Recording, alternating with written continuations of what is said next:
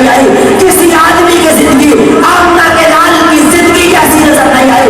پھر ایک واقعہ لکھتا ہے، فتح مکہ کا موقع ہے، سب لوگ موجود ہیں، قیدی موجود ہے، آقا نامدار محمد رسول اللہ صلی اللہ علیہ وآلہ وسلم بھی موجود ہے، دشمن بھی موجود ہے، آفتے بھی موجود ہیں، بگانے بھی موجود ہیں، لیکن ایک طرف آمنہ کا در یتیم کو ایک لڑکی نظر آتی ہے۔ محمد رسول اللہ والذین معه اشداء علی الکفار رحماء بینہم صدق اللہ مولانا العظیم وصدق رسوله النبی الکریم ونحن على ذلك لمن الشاهدين والشاكرين والحمد لله رب العالمين۔ کچھ کفر نے فتنے پھیلائے، کچھ ظلم نے شعلے بھڑکائے، کچھ کفر نے فتنے پھیلائے، کچھ ظلم نے شعلے بھڑکائے، سینوں میں عداوت جاگ اٹھی، انسان سے انسان ٹکرائے، پامال کیا برباد کیا کمزور کو طاقت والوں نے، جب ظلم و ستم حد سے گزرے تشریف محمد لے آئے۔ میں نے اس ذات پہ کچھ کہنے کی جسارت کی ہے، میں نے اس ذات پہ کچھ کہنے کی جسارت کی ہے، جس کے رتبے کی فرشتوں نے شہادت دی ہے۔ ارے کون ہے جو میرے آقا کے مقابل آئے، میرے آقا نے تو نبیوں کی امامت کی ہے۔ میں ایک دن ظلم کے چہرے کو آخر نوچ ڈالوں گا، میں ایک دن ظلم کے چہرے کو آخر نوچ ڈالوں گا، میرے ہاتھوں میں جگنو ہے، اندھیرا کچھ نہیں کہتا، تلاتم خود بخود بےتاب رہتا ہے سلامی کو، اگر دراک اچھا ہو تو دریا کچھ نہیں کہتا۔ میرے واجب الاحترام معزز مکرم سامعین کرام اور اسٹیج پر جلوہ افروز تعظیم علماء کرام، میں نے آپ کے سامنے مختصر وقت میں چند باتیں عرض کروں گا، دعا فرماؤ کہ اللہ مجھے اس پر حق سچ بیان کرنے کی توفیق عطا فرمائے، مجھے اور آپ کو اللہ اس پر عمل کرنے کی توفیق عطا فرمائے۔ سامعین مکرم، اللہ تبارک و تعالی نے اس دھرتی کائنات کو بنانے کے بعد انسانیت کی رہنمائی اور ہدایت کے لیے 1,24,000 انبیاء کرام کو اللہ تبارک و تعالی نے بھیجا۔ تمام انبیاء کرام اپنے اپنے وقت میں اپنی بات کو مکمل کر کے کامیاب اور کامران ہو کر دنیا سے چلے گئے، اور آخر میں باری آتی ہے آمنہ کے در یتیم سرکار دو عالم جناب رسول اللہ صلی اللہ علیہ وآلہ وصحابہ وسلم کی۔ تو آپ صلی اللہ علیہ وسلم نے نبوت کا اعلان کیا، نبوت کا اعلان کرنے کے بعد آپ صلی اللہ علیہ وسلم پہ اوپر ایمان لائے لوگ، اور آپ صلی اللہ علیہ وسلم کو اللہ نے نبی بنایا، نبوت کا تاج سر پہ رکھا۔ تو اللہ تبارک و تعالیٰ کے نبی نے نبوت کا اعلان کرنے کے لیے فراق کی چوٹی پہ اکٹھے جاتے ہیں، وہاں کھڑے ہو کر اعلان کرتے ہیں۔ اعلان کرنے کے بعد تمام کفار کو، قریش مکہ کو وہاں بلاتے ہیں، تمام لوگ جوگ در جوگ اس فراق کی چوٹی کے قریب پہنچتے ہیں۔ پہنچنے کے بعد اللہ کے نبی اعلان کرتے ہیں، لوگ یہی سوچتے جا رہے ہیں آج تک اس نوجوان نے تو کوئی جھوٹ نہیں بولا، آج تک اس نوجوان نے تو کوئی غلط بات نہیں کی، خیر ہو کہ آج اس نوجوان نے ہمیں فراق کی چوٹی کے قریب بلایا ہے، کوئی اہم بات بتانے لگے ہیں۔ لیکن पैगंबर रसूल जो फरान की चोटी पे खड़े होते हैं, खड़े होने के बाद तमाम कुरैश मक्का भी वहाँ मौजूद है। अल्लाह के नबी सबसे पहले ऐलान करते हैं कि मैंने आपके सामने अपना बचपन गुजारा है, मैंने आपके सामने अपना लड़कपन गुजारा है, मैंने आपके सामने अपनी जवानी और शबाब गुजारा है, जिंदगी के 40 साल का अरसा मैंने आपके सामने गुजारा है। तुझे मुझे बताओ कि आपने मुझे किस तरह पाया है, मुझे झूठा पाया है या सच्चा पाया है। जब पैगंबर रसूल ने ये बात की है तो पूरे कुरैश मक्का यकसमा होकर ये ऐलान करते हैं, मोहम्मद हमने तेरे बचपन को भी देखा है, मोहम्मद हमने तेरे लड़कपन को भी देखा है, मोहम्मद हमने तेरे जवानी को भी देखा है। जिंदगी का एक बड़ा अरसा 40 साल का अरसा तूने हमारे अंदर गुजारा, हर तरह के मामलात हमने देखे हैं। मोहम्मद तूने कभी झूठ नहीं बोला।